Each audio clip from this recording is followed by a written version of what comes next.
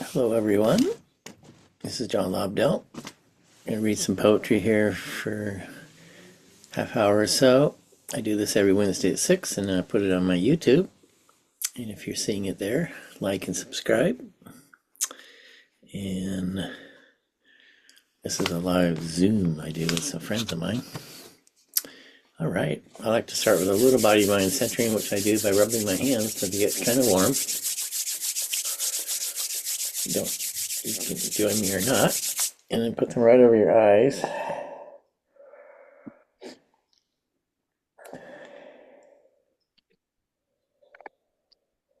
A couple more times.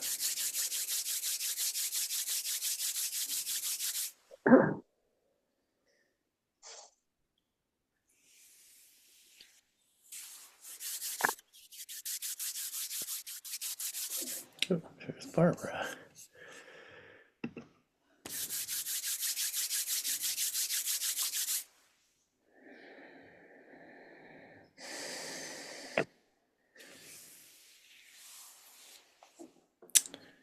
Okay, welcome, Barbara. We just started. We haven't actually read anything yet.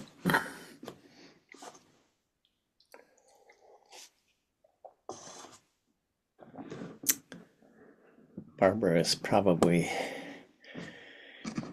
driving. Okay, so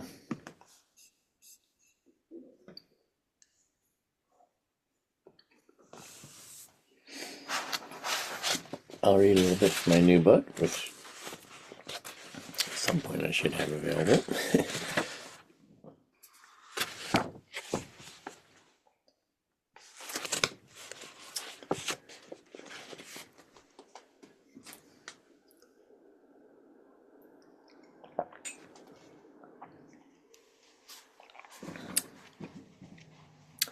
This one's called Saturn.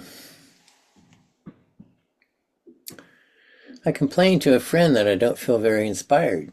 She says, "Of course you don't. Saturn is squaring your Mercury." Oh, then I'll be a serious boy.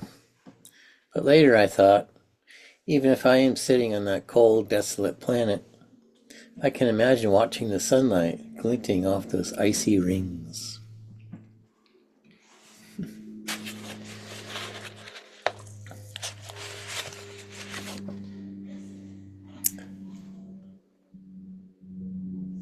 Let's see if I like that one. Oh, this one, okay. This is called Urban Lake. On little islands in the lake, I see white pelicans. On the water are myriad ducks, coots, and grebes. There is the shrieking of gulls and the honking of geese. Also, I hear the roar of motorcycles ridden by African American boys riding only on the back wheels. And near the inflow of water are drummers pounding out a raucous beat. For this is an urban lake, two worlds living side by side. I'm here watching it all.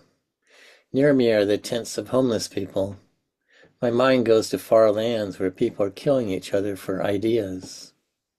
A group of pigeons suddenly rise up, flying en masse in crazy circles. I'm thinking I'd like to be flying above this crazy world. My leg has gone to sleep, and I stand up and stamp out the pins and needles. In doing so, I find my feet on the ground. Some new energy in me wants to run along the shore. I reach my arms up to stretch, and now I am running, waving my arms as if flying. I feel alive, and suddenly everything around me is live. I realize then that this is the proper place for us, living simultaneously on the earth and in the sky. Was that poetic license about you running? Hey, I could run. At our age, running is not recommended. Well, I think I'm running very gracefully. Then if I see myself on a video or something, I see this whole guy sort of plodding along, and I go, "Oh my God." Believe it or not, when I was in high school and college, I was a sprinter on the track team.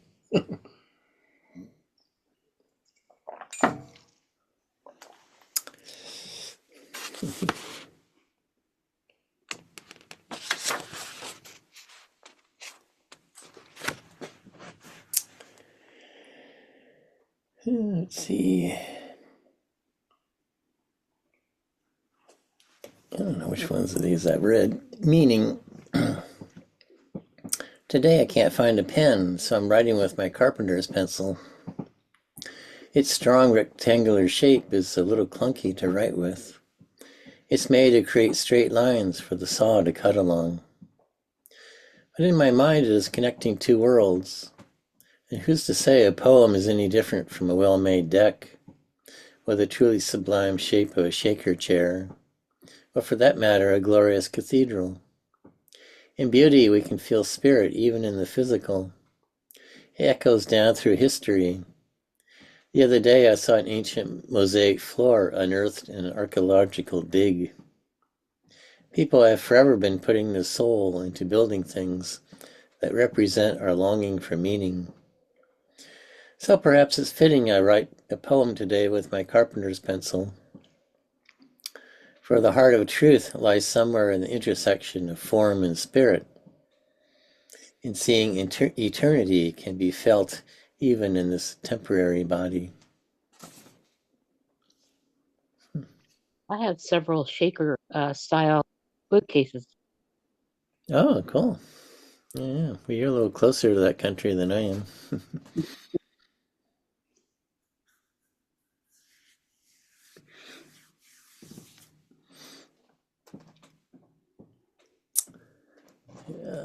There's a little one called Grateful. Bright fall morning as apricot leaves fall, I am grateful to hang on. It's a little out of season.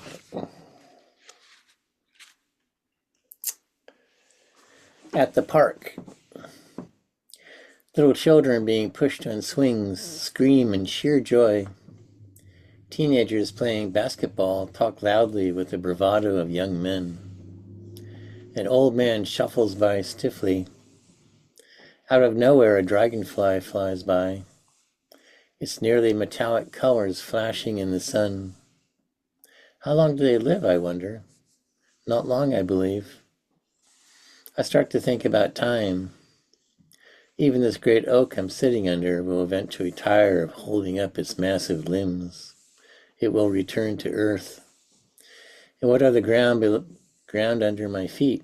It too may fly apart in another big bang. My thoughts turn in circles with no epiphanies. I sigh and feel my breath go out. My body feels solid like the earth. A young girl holding onto a giant dog distracts me. I laugh like a raven making their chuckling noise. I quit trying to figure it all out. I fall into the moment like a blue jay going after an acorn. There is simply life all around me. And most satisfying of all, I know I am alive in it. Yeah, maybe that's enough of my poetry. Let's see. You sent me one today. I sent you one. It's not new. It's not real new because it's new, but not as new as other things. I haven't written anything this week. Yeah, I tried to write one today, but I'm through with some essays I've been writing, so I think I'm going to get back into poetry after I'm done with that. Let's see, where are you?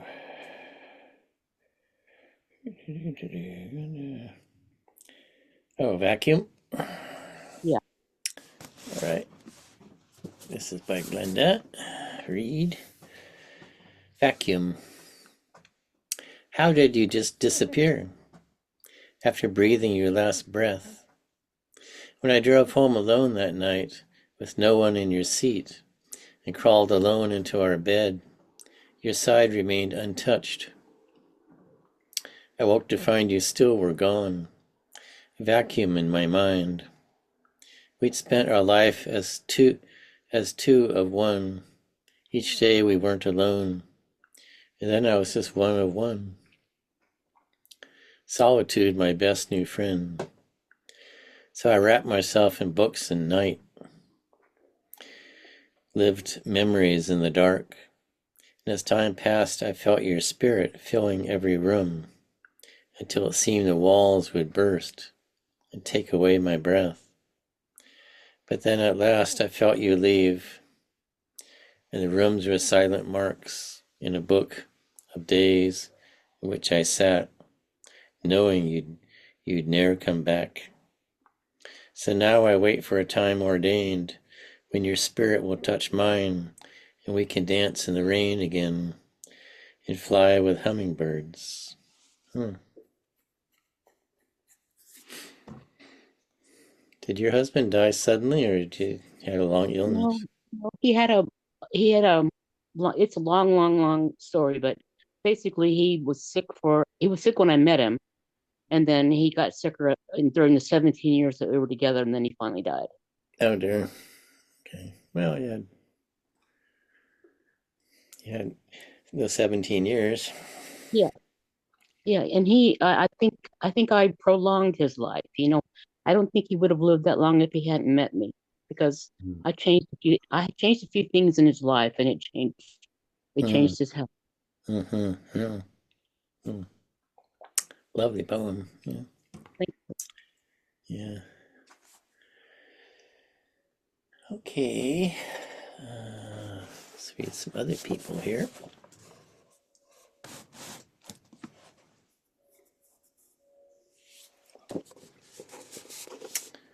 By Joy Harjo.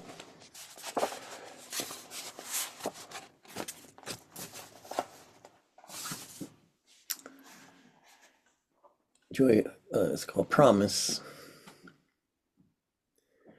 The guardians of dusk blow fire from the ring cones as clouds confer over the Catalinas in the fading tracks of humans.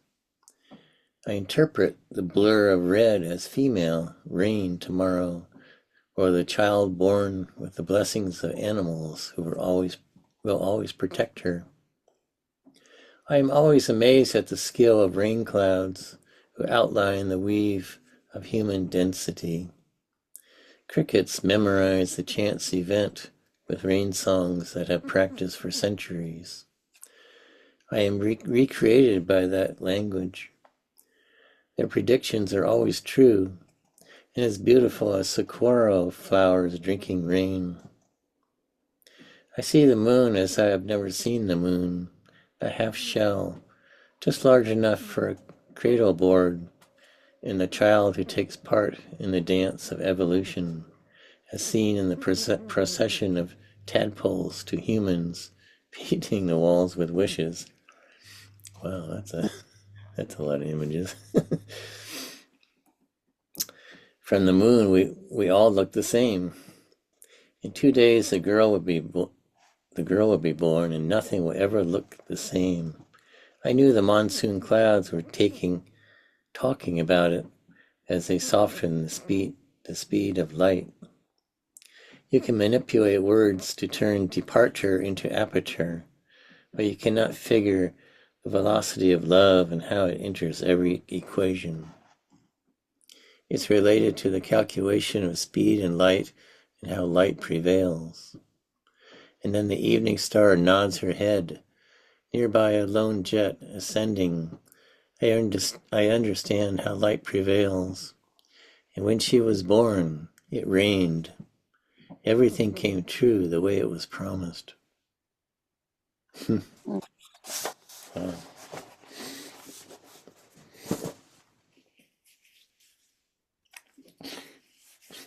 I always think to write a poem that way, but I don't know. I think I write poetry a little more simply than all those wild kind of thoughts or images.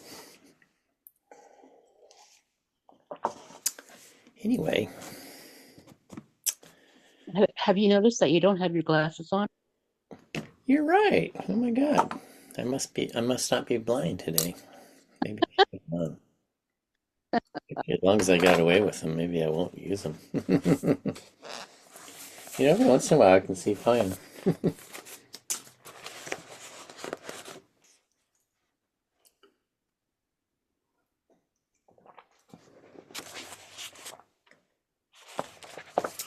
This is by Thich Nhat Hanh, who, of course, was a Vietnamese Buddhist, quite a famous teacher. But he was also quite a writer. He wrote short stories and also poems. Here's a poem. The Boat People. You stay up late tonight. You stay up late tonight, my brothers. This I know, because the boat people are on the high seas, never dare to sleep. I hear the cry of the winds around me, total darkness. Yesterday they threw the dead bodies of their babies and children into the water. Their tears once again filled the ocean of suffering. In what direction are the boats drifting at this moment? You stay up late tonight, brothers, because the boat people on the high seas are not certain at all that humankind exists. Their loneliness is so immense. The darkness has become one with the ocean, and the ocean an immense desert. You stay up all night, brothers, and the whole universe clings to your being awake. Oh, that's a little heavy for Thich Nhat Hanh. But of course, I don't know if he came on a... I don't know how he got out of Vietnam.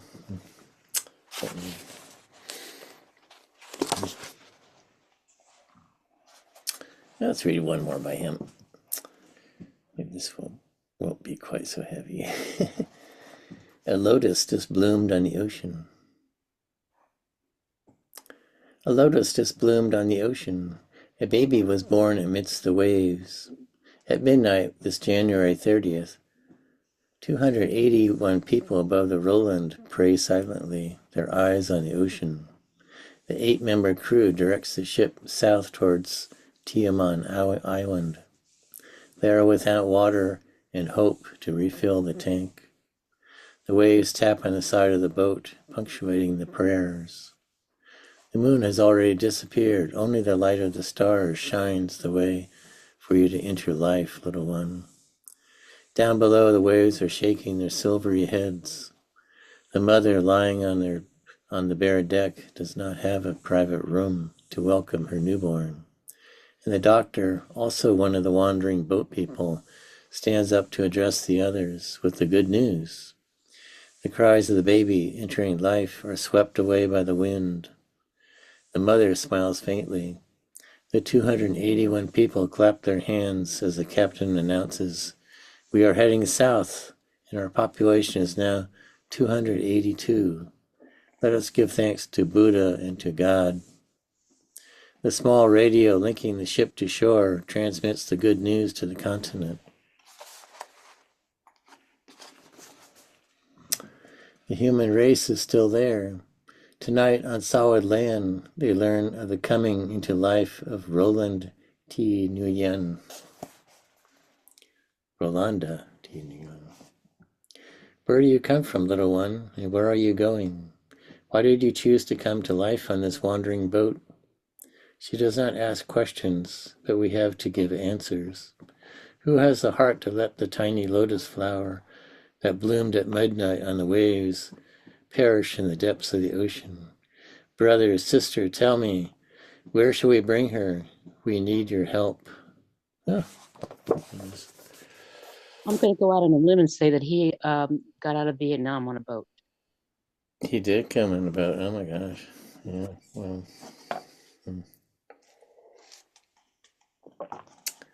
I remember those days, but I don't know if I ever read much about the boat people. Just that some people wouldn't let him land, I think. I've been reading a lot of books lately, novels that are based partly on fact, and some of them take place in the Philippines and Vietnam and places like that. It's very interesting. Mm-hmm. Yeah. I've read about the Death March at Bataan. Have you heard Oh of that? dear. Oh dear. Yeah, that was horrible. Yeah, and it was first-hand accounts that were put into a novel. So, Mm. and there's a bibliography of all the people that were they've been interviewed and so on and so forth. So It seemed pretty real to me, and it was pretty horrific. God, yeah. Yeah, I don't know if we've gotten much better either. Yeah. Well, anyway, I think maybe we should read some Mary Oliver or something. Yeah. Let's read something nice, something happy. Yeah.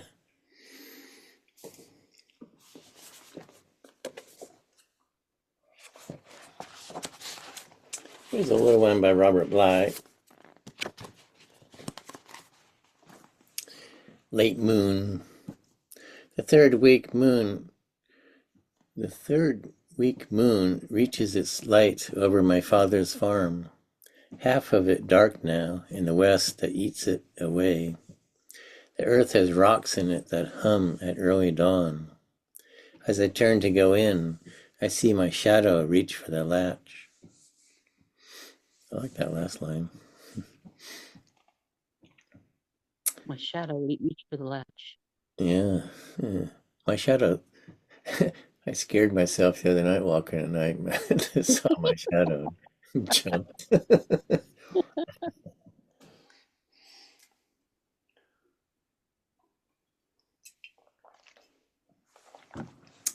Here's another little one by Bly. Frost still on the ground. I walk out in the fields. The frost is still on the ground. It's like someone just beginning to write, and nothing has been said. The shadows that come from another life gather in folds around his head. So I am all at once. What I have to say I have not said.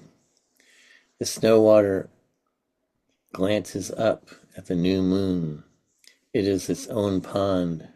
In its lake, the serpent is asleep.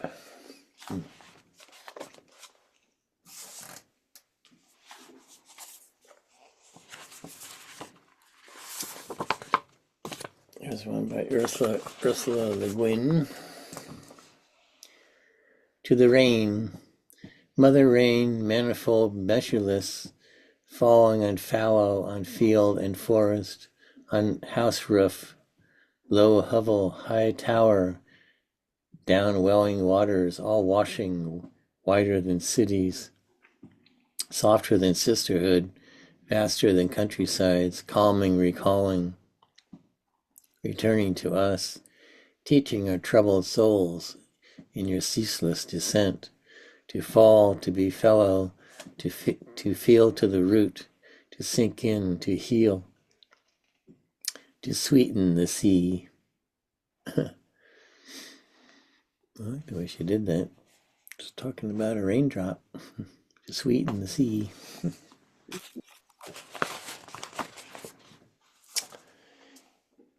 And here's one in 3 parts, Travelers. We came from the far side of the river of starlight and will cross back over in a little boat no bigger than 2 cupped hands. 2. Thinking about compassion, a firefly in a great dark garden, an earthworm naked on a concrete path. 3. I think of the journey we will take together in the oarless boat across the shoreless river.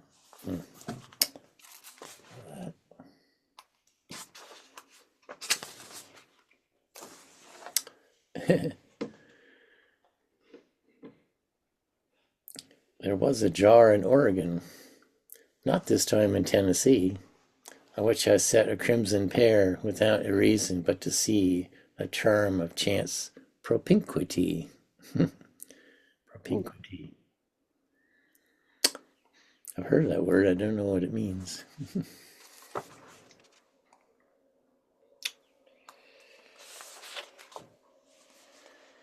The fine arts, judging beauty, which is keenest, eye or heart or mind or penis. Lust is blindest, feeling kindness, slightest, sight is strongest, thought goes wrongest. Oh, I read that one last time, didn't I? Mm-hmm. Remember the penis. Yeah.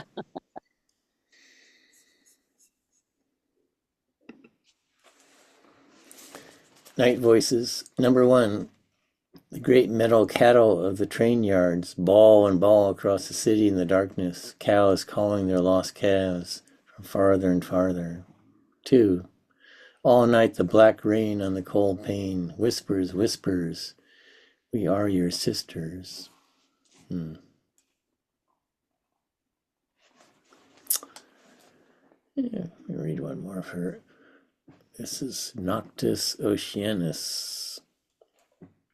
I don't know if that's Latin or what. The small dark hours pass by unlighted ships far out on the starlit sea, shadows through the dim radiance, no origin, no destination, slip by and are gone. If my mind could go on with them into the compassless, unending night, boat with no harbor, hunter with no prey, what I sought in voyaging, I found. The gifts I asked were given. Now discoveries turn mystery, gift is loss. Out beyond the grains and ends is only the voyage in starlight. If I could know this fearlessly, give up and give away, be easy and rejoice, that the little I knew was everything. But darkness ebbs as unity yields to the dividing sun, unrisen yet already sketching the architectures of the light, faint and inexorable on the shores of day. Well, it's getting late. I guess it's time for some Mary Oliver. Let's see what she got.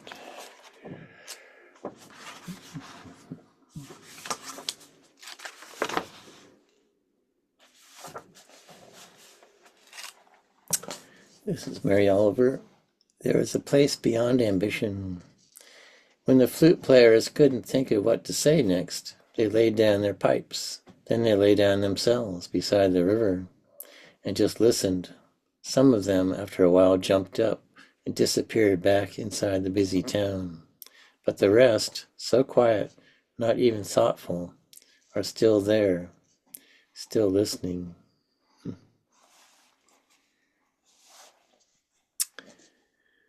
Self-portrait.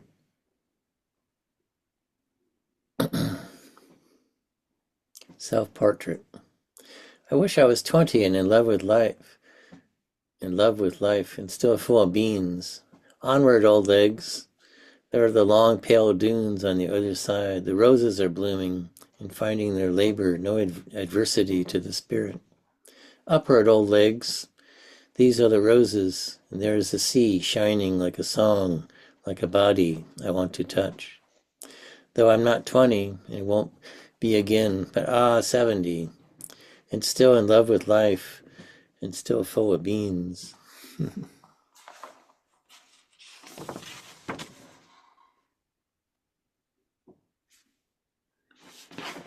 Let's see. Night in the river.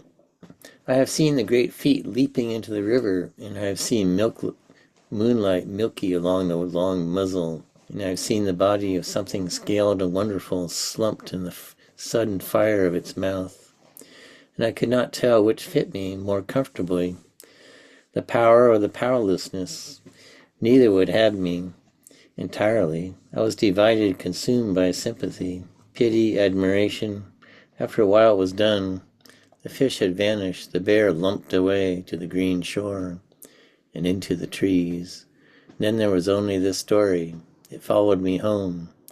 I entered my house, a difficult guest, with a single tune, which it hums all day and through the night, slowly or briskly, it doesn't matter. It sounds like the river leaping and falling. It sounds like a body falling apart. And maybe one more. Let's see. Ocean. Ocean. I am in love with ocean, lifting her thousands of white hats in the chop of the storm, or lying smooth and blue, the loveliest bed in the world. In the personal life, there is always grief more than enough, a heart load for each one of us on the dusty road. I suppose there is a reason for this, but I will be patient and acquiescent. But I will live nowhere except here by ocean, trusting equally in all the blast and welcome of her sorrowless salt self, salt self.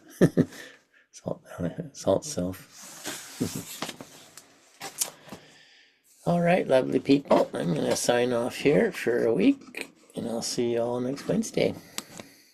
Thank you, John. Thank you. Thank you. Thank you. That was fun. Okay, Barbara. Bye, everybody. Bye-bye. Hi. Hi, bye. And Brenda, I hope you enjoyed it. Okay, signing off.